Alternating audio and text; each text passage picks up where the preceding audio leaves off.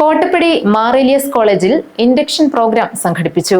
ചടങ്ങിൽ university rank ജേതാക്കളെ ആദരിച്ചു.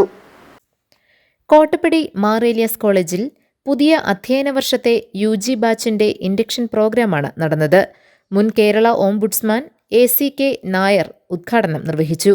ഇതൊരു മതസ്ഥാപനത്തിന്റെ കീഴിൽ പ്രവർത്തിക്കുന്ന ഒരു സ്ഥാപനമാണെങ്കിൽ പോലും സർവ്വമതങ്ങളെയും സർവ്വമതങ്ങളിലെ തത്വങ്ങളെയും ആശ്ലേഷിച്ചുകൊണ്ട് ആ തത്വങ്ങൾക്ക് ആസ്പദമായി സ്വന്തം വ്യക്തിത്വം വളർത്തെടുക്കാനുള്ള ഒരു അവസരം കൊടുക്കുന്ന ഒരു സ്ഥാപനമാണ് എന്ന് കണ്ടതിലും എനിക്ക് അതിയായ സന്തോഷമുണ്ട്.